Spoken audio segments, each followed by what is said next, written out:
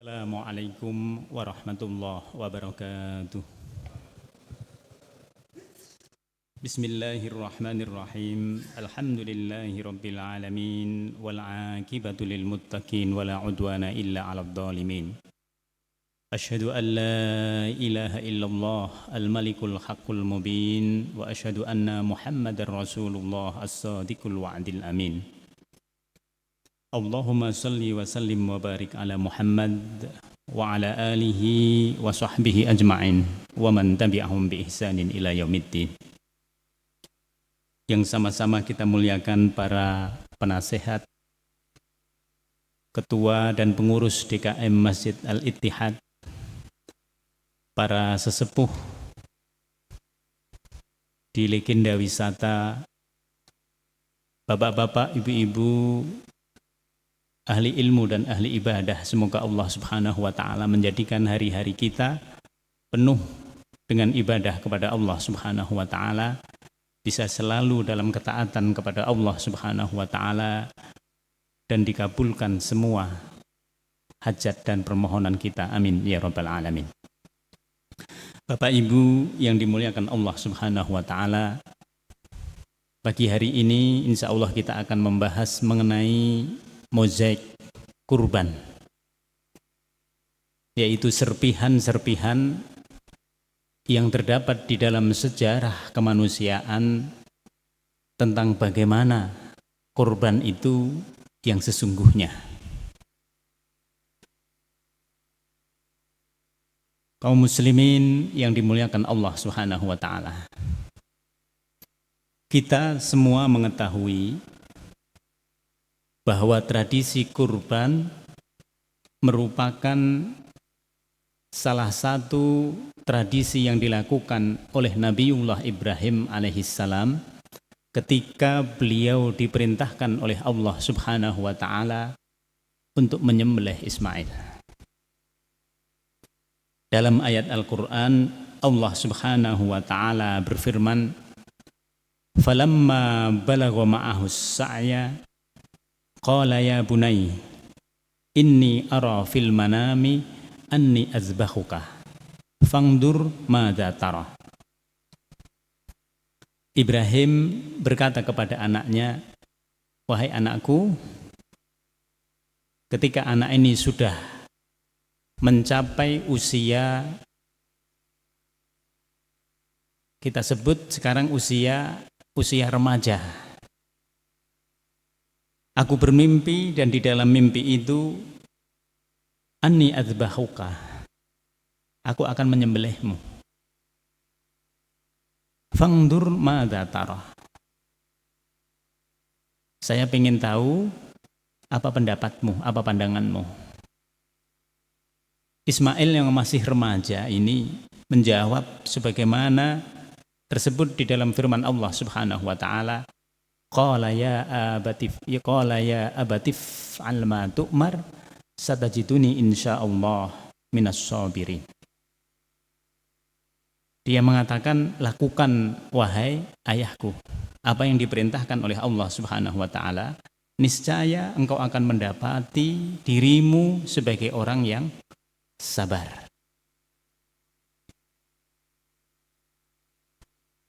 Dialog ini seakan-akan memberitahukan kepada kita bahwa Ibrahim yang memiliki anak dengan susah payah, sudah umur 90 tahun, dia belum punya anak. Dalam pernikahan yang cukup panjang itu, lalu Allah Subhanahu wa ta'ala memberikan putra. Yang pertama Ismail, nanti yang kedua Ishak. Tetapi ketika putra ini baru menginjak remaja, Allah memerintahkan untuk menyembelihnya.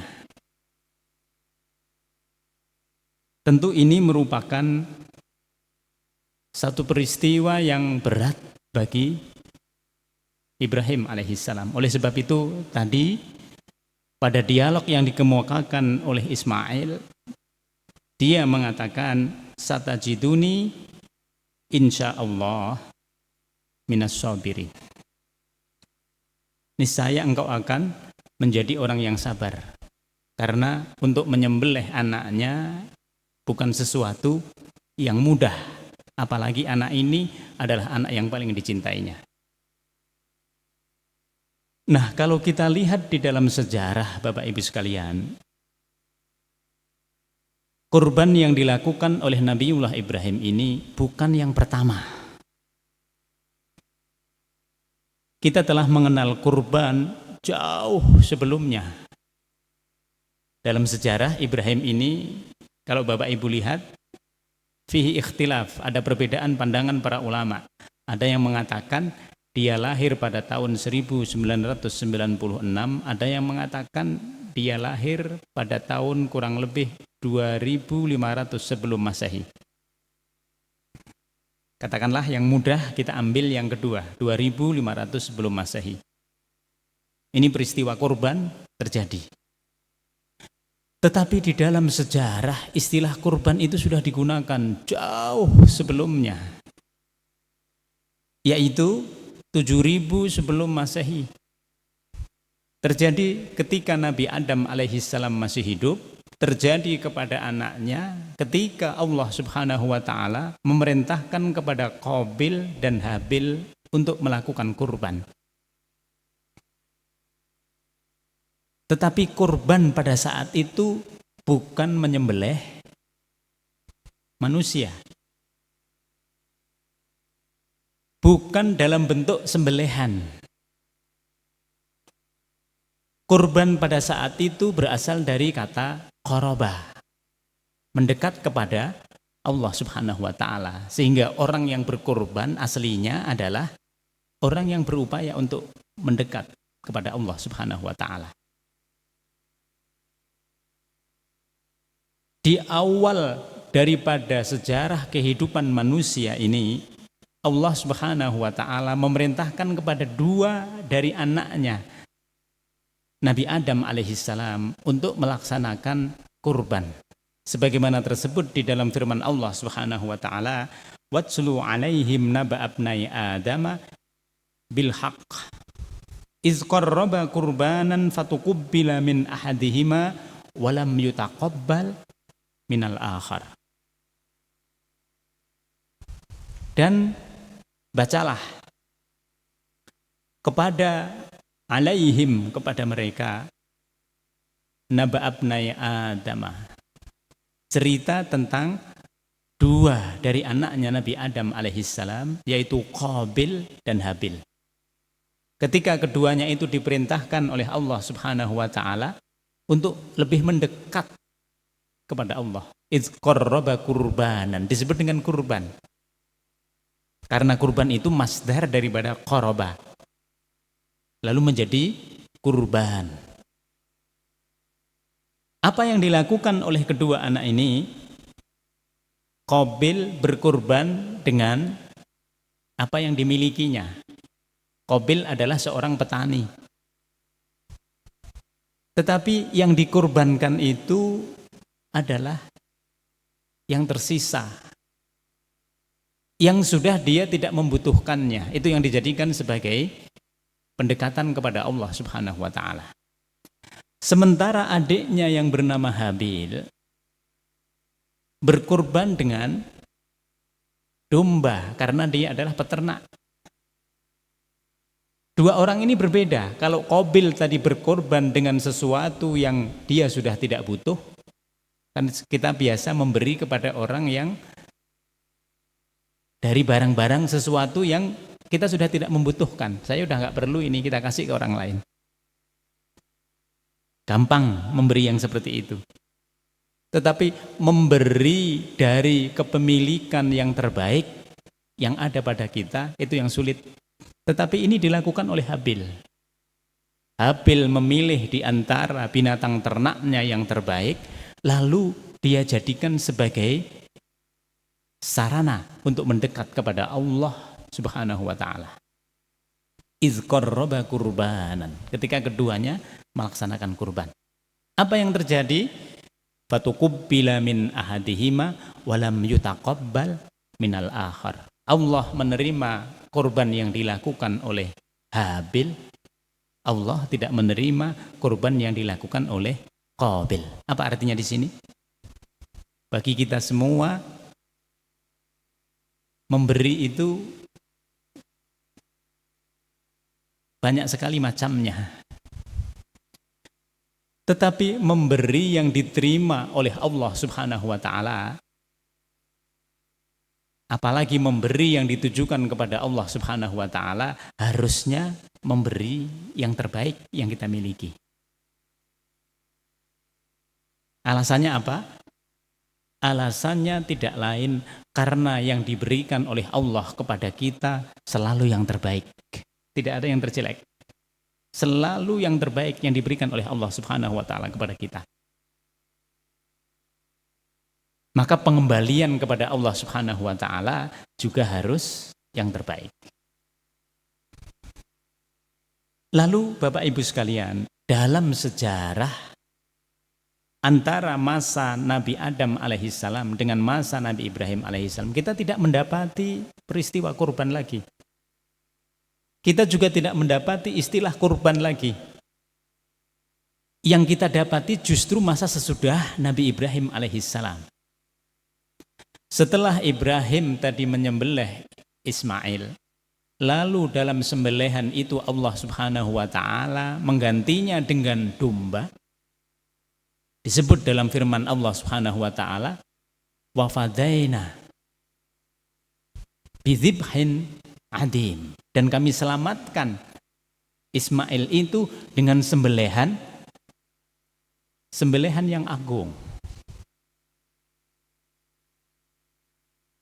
Para ulama dalam hal ini, Ibnu Qayyim al-Jauzi mengatakan, setiap orang yang melakukan sembelihan,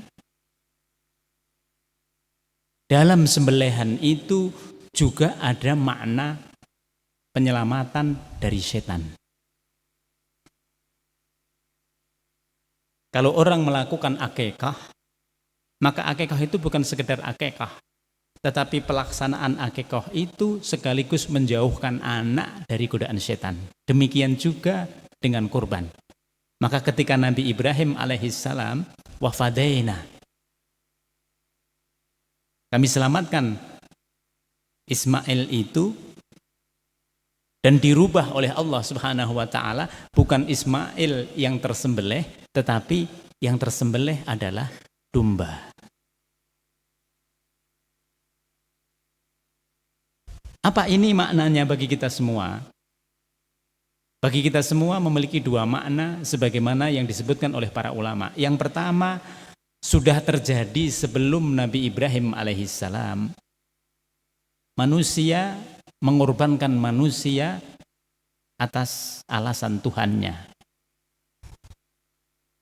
Nanti banyak terjadi setelah Nabi Ibrahim alaihissalam. Bapak Ibu bisa lihat di dalam peradaban Mesir, di dalam peradaban Yunani, di dalam peradaban yang lain, manusia itu sering dikurbankan atas nama Tuhan. Katanya dicari orang yang paling ganteng, lalu dipersembahkan untuk Tuhan. Dalam peradaban yang lain dikatakan dicari yang paling cantik, lalu dipersembahkan untuk Tuhan. Dengan penyembelihan Ibrahim atas Ismail alaihissalam, maka penyembelihan itu berarti bahwa sudah tidak boleh lagi dalam peradaban manusia mengorbankan yang lain atas nama Tuhan. Walaupun masih dalam sejarah terjadi. Peristiwa ini terus terjadi sampai pada masa jahiliyah. Bapak Ibu ingat? Ada peristiwa kurban juga yang dilakukan oleh kakeknya Rasulullah Shallallahu Alaihi Wasallam, yaitu Abdul Muthalib. Abdul Muthalib ini punya banyak anak. Yang sebelumnya dia sulit punya anak. Lalu dia bernazar kepada Allah Subhanahu wa taala. Jadi dia percaya kepada Allah, tapi dia juga percaya kepada Tuhan-Tuhan yang lain selain Allah Subhanahu wa taala. Politeisme, bukan monoteisme. Abdul Muthalib mengatakan, kalau saya punya banyak anak, nanti di antara anak-anak saya itu akan saya nazarkan untuk kurban. Lalu setelah dia ngerasa punya banyak anak, lalu setelah itu dia mengundi anak-anaknya itu. Setelah diundi, jatuh kepada ayahandanya Rasulullah Shallallahu Alaihi Wasallam. Oleh sebab itu Abdullah bin Abdul Muthalib itu dikenal dengan Ibnu Zabih, anak yang harusnya disembelih oleh orang tuanya, anak yang harusnya dikorbankan oleh orang tuanya, karena di dalam undian itu yang keluar adalah Abdullah bin Abdul Muthalib. Abdul Muthalib mengatakan, aduh kok jatuhnya kepada Abdullah, dia adalah anak yang paling dia sayangi.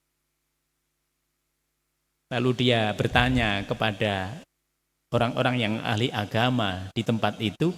Orang-orang ahli agama mengatakan, kalau engkau tidak ingin menjalankan nazarmu, engkau harus memilih, engkau harus mengundi lagi, apakah dalam undian itu jatuh kepada Abdullah yang harus engkau sembelih, atau engkau ganti dengan menyembelih 100 unta. Diundilah.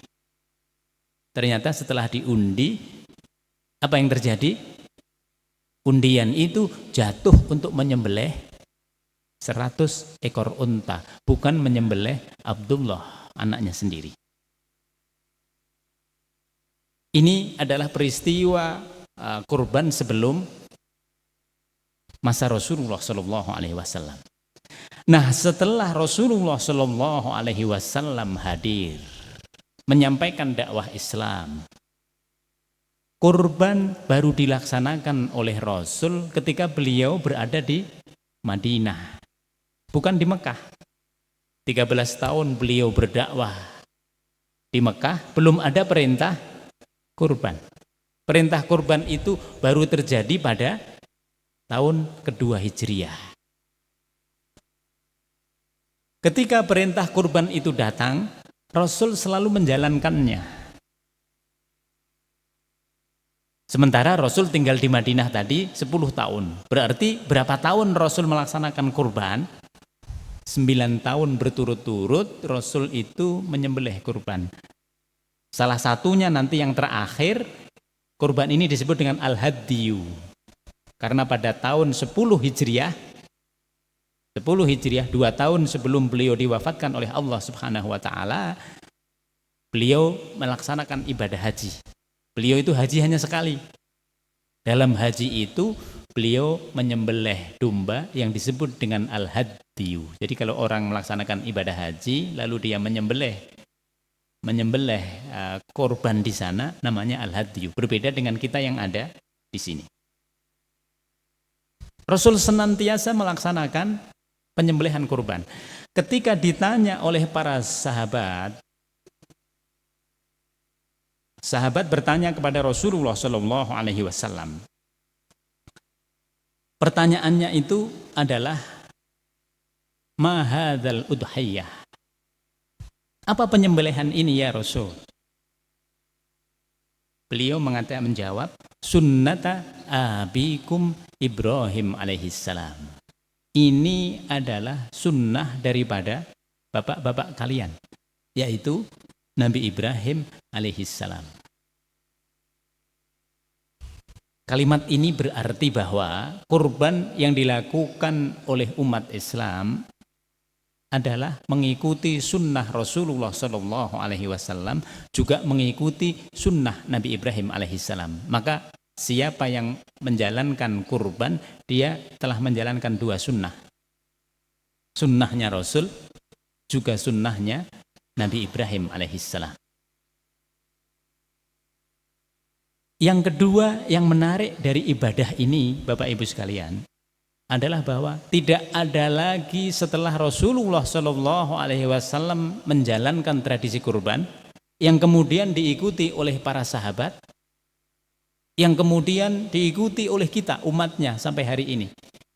Tidak ada lagi tradisi mengorbankan manusia untuk Tuhannya. Ini berarti bahwa apa yang dilakukan oleh Rasulullah Shallallahu Alaihi Wasallam dalam hal penyembelihan kurban telah memberhentikan tradisi untuk menyembelih manusia atas nama Tuhan.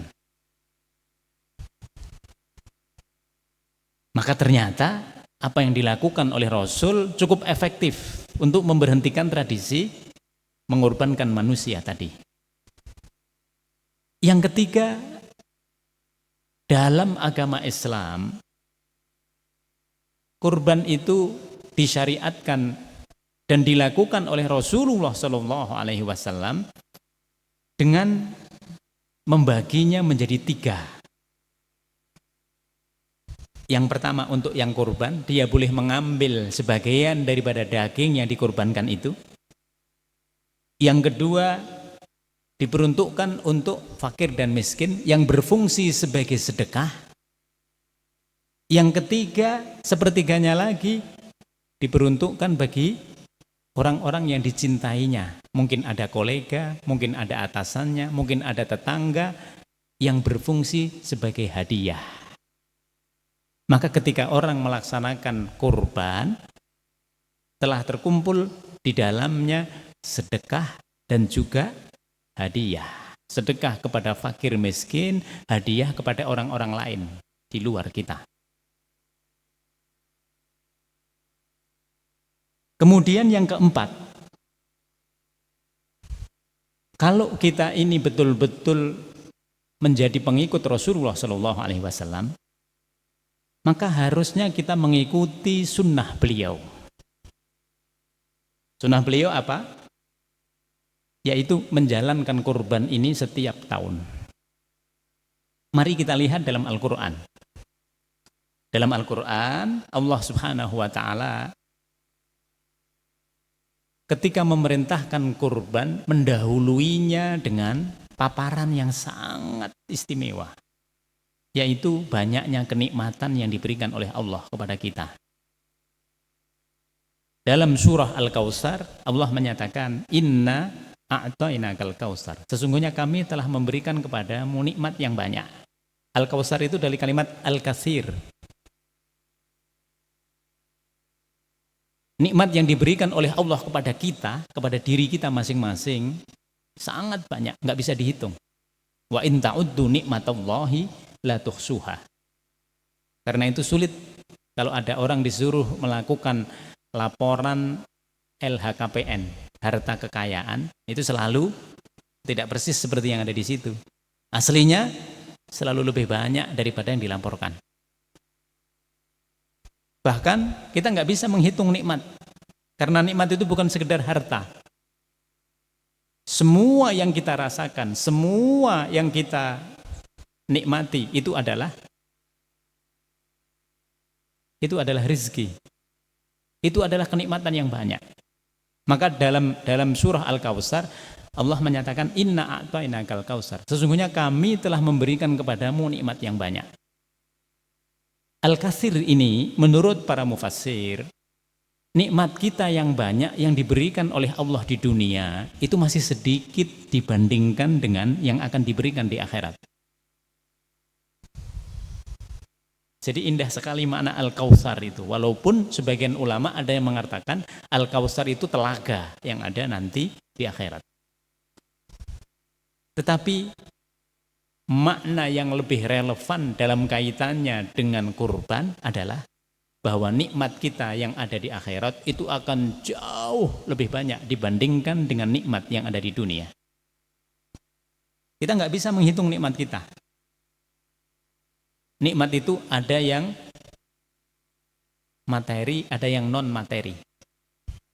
Yang non materi termasuk keislaman kita. Nikmat keislaman itu lebih utama dari dunia dan seisinya. Allah memulai dengan kalimat ini, Inna a'tainakal kautsar. Lalu Allah menyatakan, Fasholli lirabbika wanhar. Oleh sebab itu, sholatlah dan berkorbanlah untuk Tuhanmu. Fasholli lirabbika wanhar. Apa ini maknanya?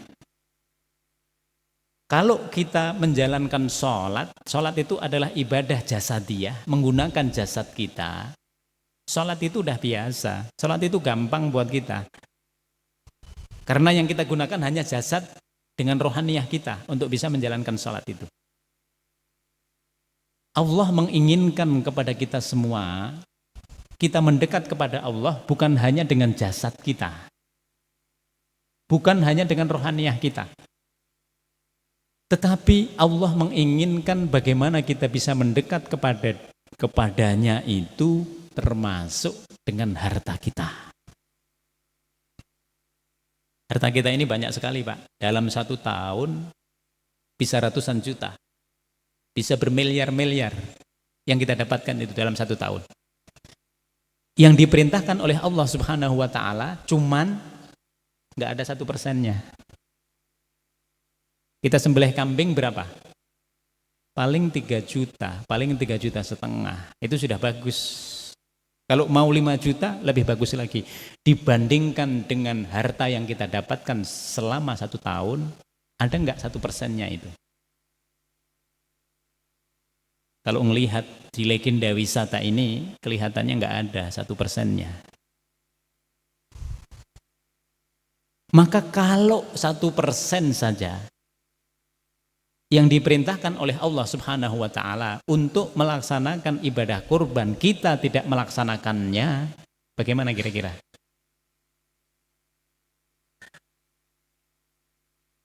Tidak ada yang kita kembalikan, tidak ada yang kita kurbankan untuk Allah Subhanahu wa Ta'ala. Padahal ibadah ini adalah ibadah khusus. Kenapa disebut ibadah khusus? Ibadah ini hanya terjadi dalam 4 hari. Kalau tidak tanggal 10 Dzulhijjah, 11, 12, 13. Setelah itu nggak bisa lagi berkurban. Hari ini kita berada pada hari keempat Dzulhijjah. Di antara bulan Muharram ini, bulan Muharram itu ada 4. Dzulqa'dah sudah kita lalui kemarin, Dzulhijjah sekarang ini, lalu Muharram. Lalu yang satu lagi adalah Rajab sendiri dia. Di antara 3 bulan ini, hari-hari yang paling dimuliakan oleh Allah adalah sekarang ini, 10 hari yang pertama. Wal fajr walayalin asyar. Demi fajar dan demi malam-malam yang ke-10. Di antara 10 hari yang pertama di bulan Dzulhijjah ini, hari yang paling istimewa lagi bagi kita semua yang tidak melaksanakan ibadah haji adalah nanti tanggal 9,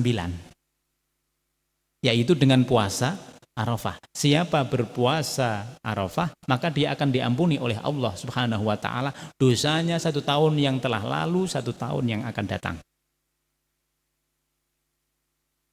Di antara 10 hari ini, selain tanggal 9 Dzulhijjah, ada 1 hari lagi yang tidak ada amalan yang lebih baik di dalamnya dibanding apapun, kecuali dibandingkan dengan orang yang berjihad di jalan Allah, maju ke medan perang, membawa seluruh harta dan juga jiwanya, lalu dia tidak kembali lagi karena dia syahid di jalan Allah. Hanya kalah dengan itu.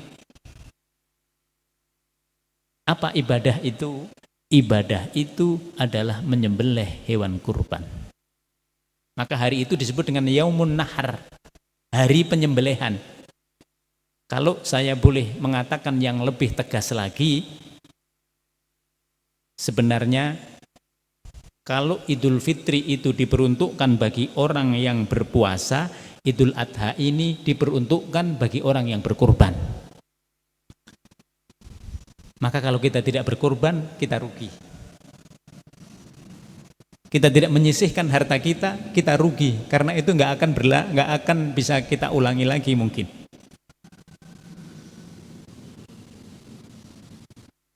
Hari tanggal 10 Dzulhijjah itu amalan yang terbaik adalah penyembelihan kurban. Sampai-sampai Rasulullah SAW mengatakan, bikulli sya'ratin hasanah. Dalam setiap bulu yang terdapat dalam domba itu akan dihitung sebagai kebajikan. Dalam hadis yang lain Rasul sampai mengatakan,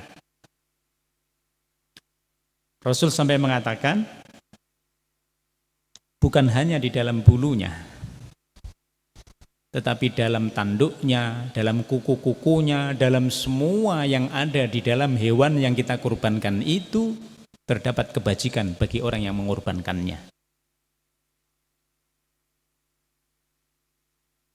Dalam hadis beliau mengatakan, ma amala adamiyun min amalin yauman nahri ahabbu ilallahi min ihraqid dam.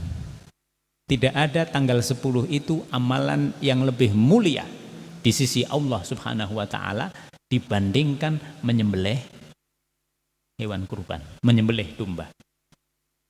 Bahkan dalam hadis itu sampai ditegaskan oleh Allah Subhanahu oleh Rasulullah sallallahu alaihi wasallam, hewan kurban yang kita sembelih sebelum sembelihannya itu nyampe ke tanah, dia sudah sampai pahalanya di sisi Allah Subhanahu wa taala.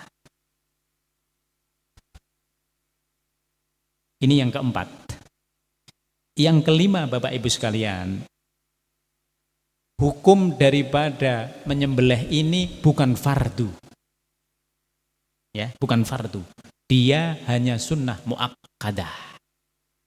Sunnah yang paling tinggi posisinya, yaitu sunnah yang sudah mendekati amalan fardu. Oleh sebab itu Rasulullah SAW selalu melaksanakannya setiap tahun. Tetapi sahabat Abu Bakar dan Umar tidak melaksanakan setiap tahun. Kenapa? Agar memberikan pandangan kepada orang mukmin, walaupun Rasul Shallallahu Alaihi Wasallam melaksanakan setiap tahun, itu bukan yang fardu, itu bukan yang wajib dilaksanakan terus menerus.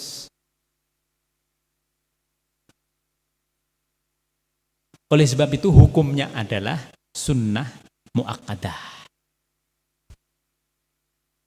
Tetapi walaupun dia hukumnya sunnah muakkadah, ada hadis yang menekankan kepada kita semua agar kita bisa melaksanakannya.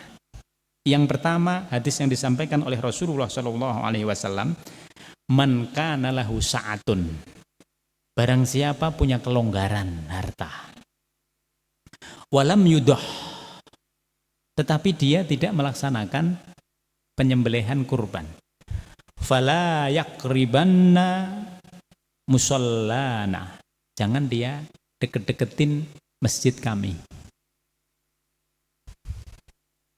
Apa ini artinya? Kita harusnya malu kalau kita punya kelonggaran harta tetapi kita tidak berkurban. Dalam hadis yang lain Rasul menyatakan, ya ayyuhan nas, inna ala kulli ahli baitin fi kulli amin udhiyah. Wahai manusia, terutama orang-orang yang mukmin, adalah kewajiban dalam satu keluarga untuk menyelenggarakan penyembelihan kurban. Kita bisa lihat, sekarang kita evaluasi pada diri kita sendiri. Kita paksakan untuk bisa menyelenggarakan kurban, itu nggak akan ngaruh terhadap rezeki kita. Allah tetap memberikan rezeki kepada kita itu justru mungkin makin berlimpah. Lihat orang-orang yang tidak pernah berkurban. Apakah dengan tidak berkurban itu dia kemudian menjadi lebih baik? Tidak juga.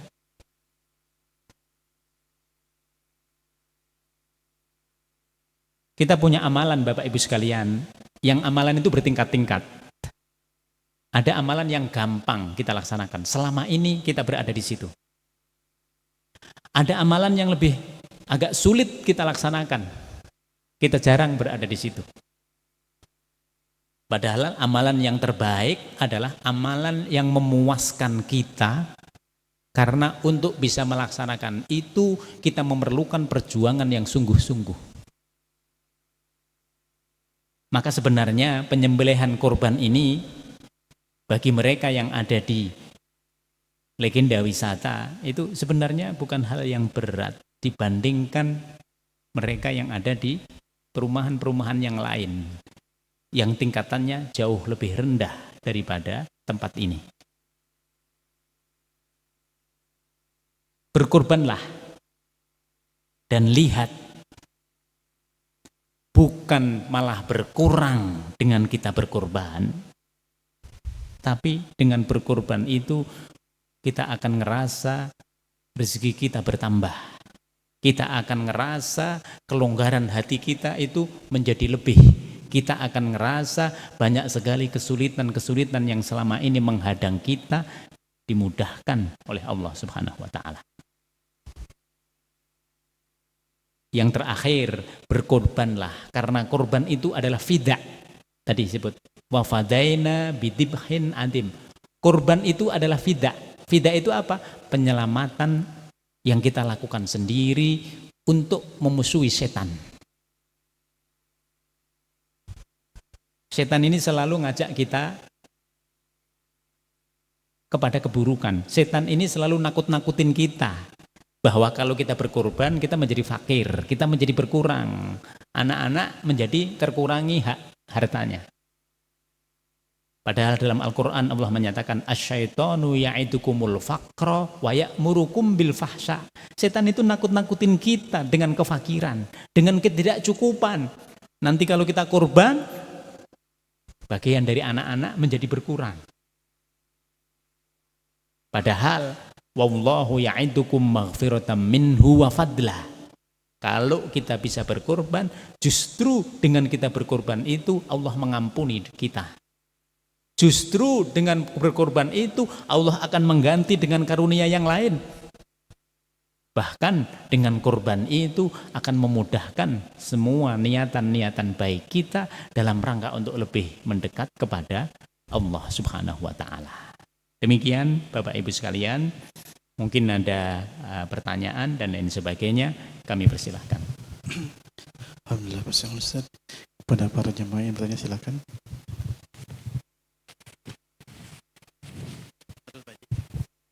Bismillahirrahmanirrahim. Assalamualaikum warahmatullahi wabarakatuh. Waalaikumsalam. Karena cukup pentingnya sesi ini, judul ini memang kita harus concern ya, harus perhatikan. Dan sisi-sisi mana yang mungkin memang kita perlu berkorban, dan sisi mana yang mungkin bisa ada toleransi. Jadi begini Pak Ustadz, pertama yang saya tanyakan, apakah dengan berkorban ini bisa diasumsikan kita sama aja membayar kifarat, tebusan dosa.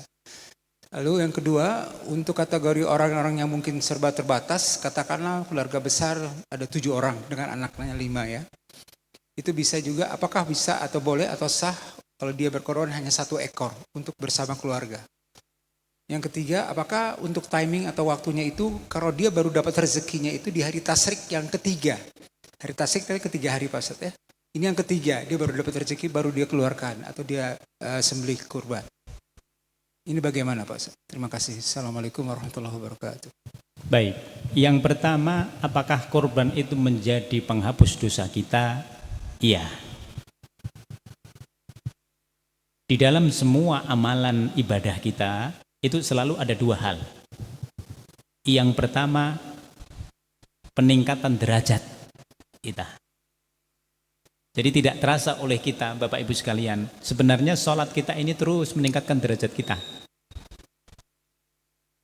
Demikian juga dengan kurban. Kalau kita sudah biasa berkorban, apalagi kita meniatkan untuk selalu bisa berkorban setiap tahun, Allah akan memudahkan. Itu gampang. Tapi harus ada niat dulu. Tapi kalau kita tidak ada niatan, sulit. Karena kita terhimpit oleh kebutuhan-kebutuhan yang lain.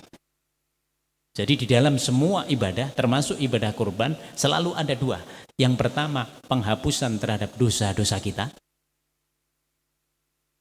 Yang kedua adalah peningkatan derajat.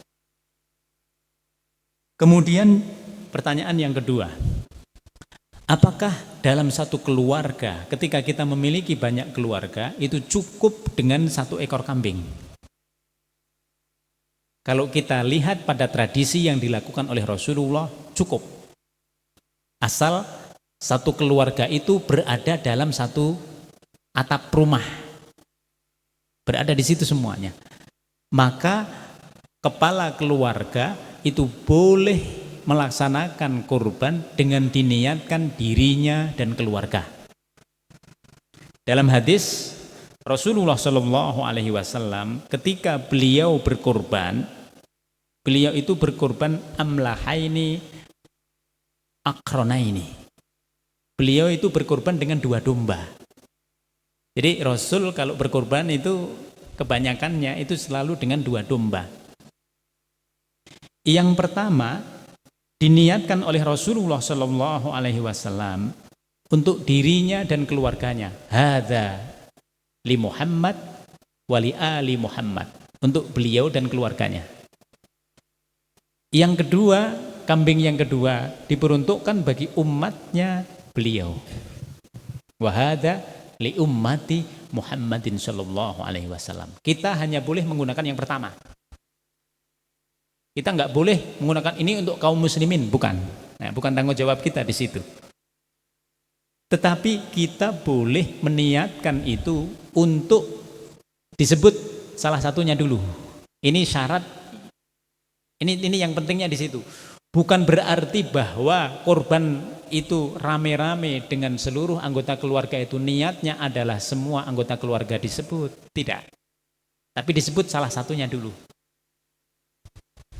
Kalau yang berkorban itu adalah bapaknya, berarti bapaknya disebut. Bapaknya dan keluarga besar bapaknya yang ada di situ. Maka ini diperbolehkan. Oleh sebab itu, dalam melaksanakan korban, dalam melaksanakan korban, selama ini kita mengetahui 1 kambing untuk 1 orang. Kalau sapi untuk 7 orang. Oke, kita bahas yang 1 kambingnya saja. Para ulama memang sejauh ini mensyaratkan 1 kambing untuk 1 orang. Karena itulah yang sebenarnya syariat yang dilakukan oleh Rasul. 1 kambing untuk 1 orang. Karena nanti ketika terjadi perjanjian Hudaybiyah, Rasul di situ menyaksikan para sahabat melaksanakan sembelihan. Rasul mengatakan sembelihan onta boleh dilakukan atas nama 7 orang. Tapi sembelihan kambing atas nama 1 orang.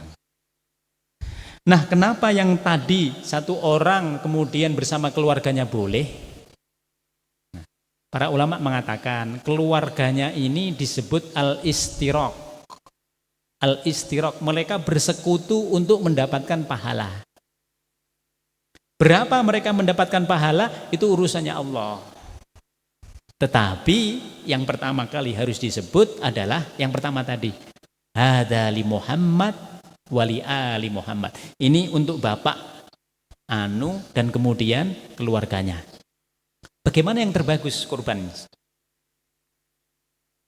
Yang terbagus kita mengikuti sunnah Nabi, kita mengikuti pandangan para ulama. Jadi kita berkorban 1 untuk 1 orang, 1 untuk 1 orang, 1 untuk 1 orang. Nanti muter lagi. Kalau kita punya anak 3 berarti nanti setelah 3-3-nya itu berkorban kembali kepada bapaknya lagi. Ini untuk bapaknya dan keluarganya. Tahun depan ibunya. Ini untuk ibunya dan keluarganya. Terus begitu. Sehingga kita bisa melaksanakan penyembelihan kurban itu setiap tahun. Jangan hanya puas dengan sekali saja. Oh, saya sudah kok melaksanakan kurban, kalau gitu sudah. Kita rugi. Apalagi kita sudah meninggal, lalu kemudian anak-anak kita melaksanakan pengorbanan di situ. Kita rugi. Kenapa kita rugi? Bagusnya yang namanya kurban itu dilaksanakan ketika kita masih hidup. Bagusnya yang namanya kurban itu dilaksanakan oleh orang yang sudah baligh. Bagaimana kalau ada di sekolahan anak-anak kita rame-rame iuran mereka 300.000 lalu beli kurban. Nah, itu latihan kurban. Jatuhnya pahalanya menjadi pahala sedekah nanti. Kenapa? Karena secara syarat belum memenuhi. Itu masih anak-anak SD.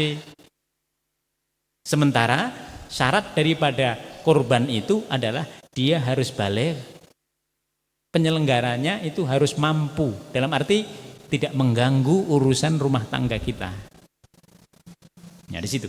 Kemudian yang ketiga tadi, timing waktunya. Baik. Bapak Ibu sekalian, kalau kita melaksanakan kurban menjelang tanggal 10, hukum ekonomi mengatakan harga kambingnya itu masih mahal.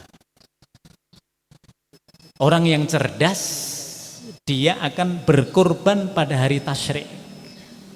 Bisa tanggal 11, bisa 12, bisa 13. Lihatlah, malam berkurban, malam tanggal 10 adalah malam terakhir di mana harga domba ataupun kambing itu tinggi. Habis itu begitu kita sholat Id, turun dia harganya. Malamnya lagi sudah turun lagi, besoknya lagi sudah turun lagi. Maka bagi orang-orang tertentu yang terbatas, misalnya, oh saya nggak nyampe ini untuk beli yang 3 juta, saya punya hanya 2,5 juta, tunggu saja nanti sampai hari tasyrik. Di hari tasyriknya itu dia akan dapati kambing yang sama yang harganya sudah turun. Nah, di situ dia lebih cerdas kalau begitu. Cuman persoalannya dia harus nyembelih sendiri seperti Rasul. Karena panitianya udah nggak mau lagi untuk nyembelih. Nah, di tanggal hari tasyriknya itu. Nah, di situ dia harus sembelih sendiri. Dan kalau dia sembelih sendiri sebenarnya lebih sesuai dengan sunnah yang dilakukan oleh Rasulullah SAW. Rasul itu membeli, milih yang terbaik lalu disembelih sendiri oleh beliau. Bahkan ada yang bilang itu lebih afdol ya Pak Ustadz. Lebih afdol, justru lebih afdol kalau kita yang menyembelih. Jadi kalau kepala keluarga itu yang menyembelih. Tetapi dalam menyembelih nggak hanya sembelih, perlu teknik di situ. Perlu teknik di dalam menyembelihnya itu. Mungkin ada yang lain?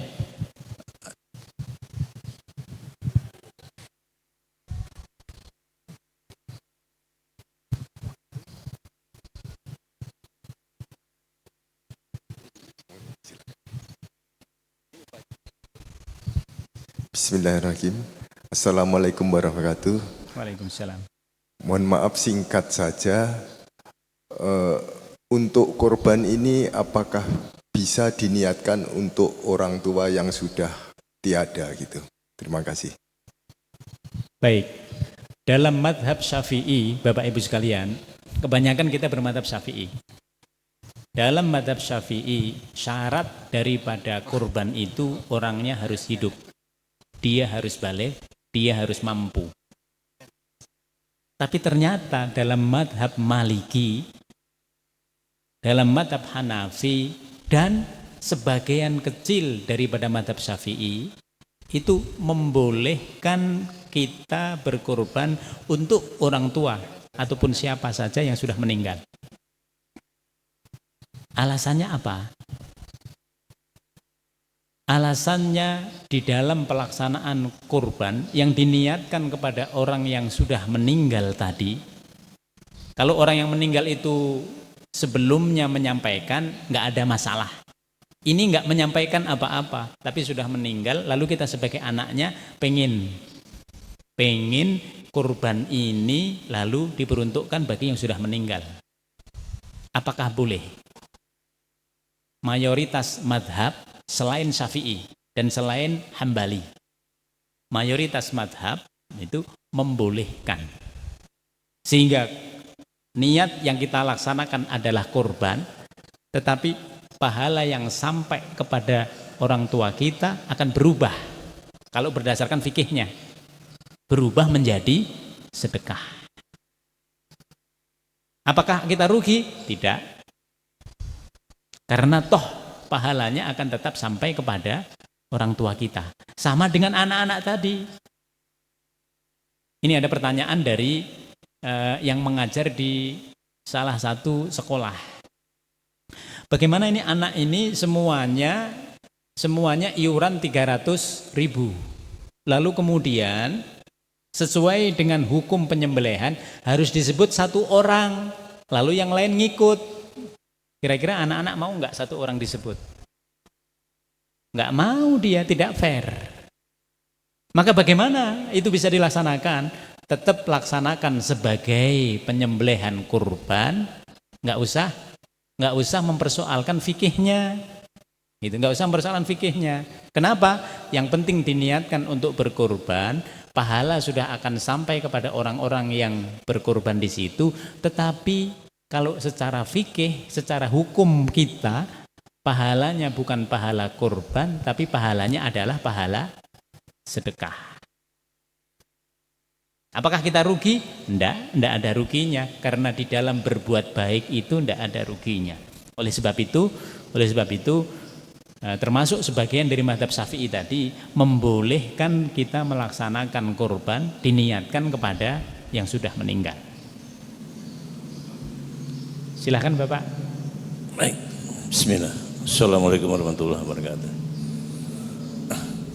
Tadi diceritakan bahwa kurban itu sejak 7.000 tahun yang lalu, sejak zaman Nabi Adam alaihissalam, kemudian dilanjutkan pengorbanan manusia, masih banyak cerita-ceritanya, baik dalam cerita dongeng maupun sejarah film-film gitu. Kemudian yang saya ingin tanyakan, saat ini masih rumor di kalangan masyarakat bahwa pengorbanan manusia masih ada. Seperti contohnya kalau yang orang kaya yang punya katakanlah pemujaan gitu, mengorbankan manusia, itu cerita di masyarakat masih seperti itu. Atau mungkin ada suatu perusahaan angkutan mengorbankan penumpangnya seperti itu. Apakah itu cerita yang benar atau bagaimana Ustadz ya? Ini agak di luar tema sedikit ya. Jadi banyak kepercayaan yang beredar saat ini seperti itu. Terima kasih. Wassalamualaikum warahmatullahi wabarakatuh. Waalaikumsalam. Jadi apa yang Bapak sampaikan tadi adalah pengorbanan dalam makna majazi. Yaitu pengorbanan tidak seperti pengorbanan yang dimaksudkan dalam agama Islam, tetapi pengorbanan yang dalam bentuk yang lain. Yaitu di mana sebuah perusahaan bisa mengorbankan mungkin anak buahnya ataupun mengorbankan justru orang yang menjadi customernya. Nah, di situ. Atau tadi ada orang-orang yang masih percaya dengan mengorbankan anaknya, dia akan mendapatkan kekayaan yang dia inginkan. Jadi inilah hebatnya setan. Setan itu selalu mengambil cara yang lebih canggih dari yang kita perkirakan. Termasuk tadi, setan itu mengarahkan kita yang harusnya berkorban demi Allah Subhanahu wa ta'ala, nanti dialihkan dengan bentuk-bentuk kurban yang lain. Maka dalam Al-Quran disebutkan ketika kita berhasil menyembelih, apa yang terjadi? Allah yang memerintah memang, tetapi Allah tidak mendapatkan apa-apa. La yanalallahu luhumuha wala dima'uha walakin yanaluhu taqwa minkum. Yang sampai kepada Allah itu bukan dagingnya, bukan kulitnya, bukan tulang-tulangnya, tetapi yang sampai kepada Allah adalah keikhlasan kita di dalam melaksanakan sunnah tadi. Sementara yang dilakukan oleh setan itu selalu timbal balik dia. Kita mengorbankan anak kita mengorbankan siapa yang diminta di situ, lalu kemudian dia akan memberi. Nanti kalau kita tidak melaksanakannya lagi, dia akan sebaliknya. Nah, ini yang berbeda. Sehingga makna kurban di situ adalah kurban majazi. Setan akan tetap berupaya untuk menjauhkan manusia dari pengorbanan yang sesungguhnya. Tetapi sebagai orang yang beriman, kita akan merujuk kepada keikhlasan dan juga kemurnian daripada ibadah kita. Maka kalau kita berkorban semata-mata karena Allah Subhanahu wa ta'ala. Silahkan. Terima kasih Ustaz. Assalamualaikum warahmatullahi wabarakatuh. Ustadz, ada beberapa pertanyaan yang ingin saya tanyakan tapi sudah dijawab tadi oleh penanya pertama. Ini hanya sedikit menambahkan Ustadz. Itu saya sering lihat di beberapa Facebook atau apa gitu, sering orang menunjukkan statusnya bahwa dia berkurban, ini loh binatang apa kurbanku cakep bagus gitu. Terus gimana tuh hukum itu Ustaz? Terima kasih. Assalamualaikum warahmatullahi wabarakatuh. Baik, inilah zaman kita sekarang. Banyak orang melakukan perbuatan baik tapi disertai dengan pamer. Bahaya pamer ini justru luar biasa. Apa bahaya pamernya ini? Bahaya pamernya itu kita pengen terkenal, kita pengen dilihat oleh orang, kita pengen, nah di situ, pengen dan lain sebagainya yang disebabkan oleh pamer kita tersebut bisa jadi malah mengurangi pahala yang seharusnya sampai kepada kita. Maka kalau bisa di dalam menyelenggarakan kurban itu kita boleh memotretnya, tapi kita sampaikan kepada keluarga saja, tapi tidak untuk niat, nih loh saya selalu bisa berkorban, nih loh saya sudah melaksanakan kurban, tidak. Yang aman yang mana? Yang aman kalau kita sudah melaksanakan kurban, itu kita sampaikan kepada anak-anak kita, itu yang aman. Supaya apa? Supaya anak-anak bisa mengikutinya. Biasanya orang-orang yang pamer ini orang-orang pemula biasanya. Yang sudah tiap tahun kurban itu tidak pernah lagi seperti itu. Karena buat dia udah lewat itu masa-masa seperti itu. Dia selalu mencari yang terbaik. Dia selalu mengusahakan. Bahkan kalau kita berdasarkan amalan kita, harusnya kurban kita itu meningkat. Contoh, 3 tahun lalu misalnya keluarga kita hanya bisa 1 kurban, 1 kambing. Pengen nanti pada saatnya kita bisa sapi. Bagaimana caranya? Dinaikkan. Tahun berikutnya kita berupaya untuk 2. Tapi kalau sudah 2 jangan turun lagi tahun berikutnya di situ. Ya Allah saya pengen 2 ini, 2. Terus 2. Tahun berikutnya lagi kalau bisa 3. Tahun berikutnya lagi kalau belum bisa 3 jangan sampai turun. Ini 3 tetap pada posisi 3. Kalau bisa nanti 4. Nah di situ. Apa ini tujuannya Bapak Ibu sekalian? Tujuannya supaya ibadah kurban itu bertambahnya pengetahuan kita, meningkat juga kuantitasnya. Kualitas ilmu kita kan selalu bertambah. Tetapi kuantitas ibadah kita itu tidak selalu mengikuti. Padahal yang dikehendaki itu adalah umur kita semakin tua, semakin banyak yang bisa kita lakukan dalam berkurban. Jangan sebaliknya. Banyak orang yang sebaliknya. Dulu saya waktu masih jaya-jayanya bisa berkurban 1 sapi. Tapi karena saya sudah pensiun, nah sekarang saya nggak berkurban lagi. Coba. Jadi degradasi dia. Kalau bisa diusahakan terus. Paling tidak dalam 1 keluarga itu dia bisa berkurban 1, paling tidak. Kalau Bapak Ibu datang ke Maroko, Bapak akan lihat setiap rumah dia menyembelih hewan kurban. Sehingga sulit untuk membagi kepada yang berhak. Sulit kita nyari di Maroko itu.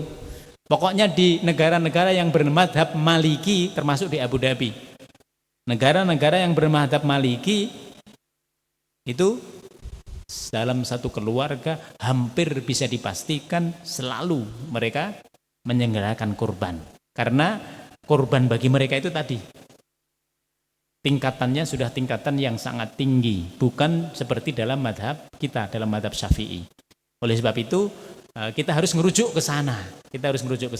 Jangan sampai pamer kita itu mengurangi pahala kita. Karena pamer itu memberikan kebanggaan tersendiri dalam hati kita. Kalau orang sudah seneng karena di like atau dikomentari oleh orang lain, gitu, Apalagi di subscribe, nah udah. Nah di situ. Itu sudah repot di situ. Repot antara kebanggaan daripada pamernya dengan keikhlasan kita berkorban itu tercampur nanti di situ. Oleh sebab itu kalau bisa hindari untuk pamer. Karena pamer itu seringkali membuat pahala kita menjadi berkurang. Demikian Bapak Ibu sekalian, mari kita tutup dengan bacaan doa. Semoga Allah Subhanahu wa taala menguatkan kita untuk bisa senantiasa berkorban. Kalau sebelumnya tidak, kalau bisa kita mulai hari ini. Kita mulai tahun ini, masih ada beberapa waktu ibadah itu yang terbaik yang kita usahakan dengan sungguh-sungguh walaupun itu sulit. Kalau sholat mah udah biasa. Gitu. Tetapi yang korban ini harus diusahakan. Kita bisa melihat cerita-cerita di televisi, tukang becak saja berupaya untuk bisa berkorban. Bagaimana dengan kita? Semoga Allah Subhanahu wa taala menguatkan kita semua, menguatkan ekonomi kita, menguatkan seluruh yang kita miliki sehingga kita dimampukan untuk bisa melaksanakan ibadah kurban ini. Bismillahirrahmanirrahim. Alhamdulillahirabbil alamin. Hamdan na'imin, hamdan syakirin, hamdan yuafi ni'amahu wa yukafi'u mazidah. Ya Rabbana lakal hamdu kama yanbaghi li jalalikal karim wa animi sultanik. Allahumma barik lana fi majlisina hadha wa barik lana fi usratina wa barik lana fi dzurriyyatina wa barik lana fi ilmina Rabbana innaka afuwwun karim tuhibbul afwa fa'fu anna. Allahumma ij'al jam'ana hadha jam'an mubarakan wa marhuma wa tafarruqana min ba'dihi tafarruqan ihsanan wa ma'suma. Subhanaka Allahumma bihamdika nashhadu an la ilaha illa anta nastaghfiruka wa natubu ilaik. Subhana rabbika rabbil izzati amma yasifun. Wassalamun alal mursalin walhamdulillahi rabbil alamin. Demikian, jika ada kekurangannya semua itu dari kami mohon maaf. Wal afu minkum. Wassalamualaikum warahmatullahi wabarakatuh.